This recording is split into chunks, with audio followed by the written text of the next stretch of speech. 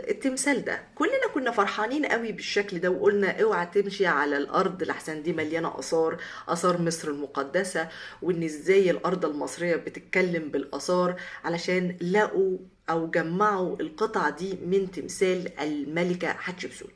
وده كان تمثال على الهيئه بتاعت ابو الهول، كان موجود قصاد المعبد الجنزي بتاعها. ده تمثال زي ما انتوا شايفينه ده بس اللي متجمع من الوش وبقايا تانية. لو انتوا رحتوا دلوقتي الديرة البحري هتلاقوا التمثال كامل. عايزين تعرفوا ازاي؟ بالترميم يا جماعة. زي ما انتوا شايفين دي كلها مادة وصل. يعني ايه مادة وصل؟ يعني نقدر من خلالها نجمع كل الحتت اللي موجودة ونربطها بباقي الجسم اللي كان مفروض يبقى موجود. ومع الوقت لما بنلاقي حتة حتة حتة حتة بنجمعهم وبنعمل ترميم تاني المثال ده، علشان نحط الحتت اللي احنا لقيناها جديد، زي البازل بالظبط. زي ما انتوا شايفين القطع اللي احنا لقيناها لما اتجمعت في الوش شكلها عامل ازاي، في منتهى الجمال.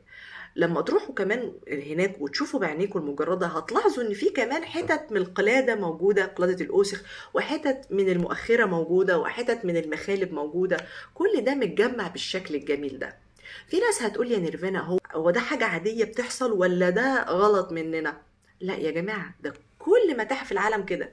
تعالى اوريكم تاني الحتشبسوت على نفس الشكل بتاع ابو الهول، موجود في متحف متروبوليتان، معمول فيه نفس الحكاية اهو بالشكل اللي انتوا شايفينه ده. الحتت طبعا الفاتحة دي هي دي الحتت الوصل او الحتت المكملة، والحتت اللي هي غامقة شوية ده الحجر الجرانيت الاحمر بتاع التمثال بتاع ابو الهول.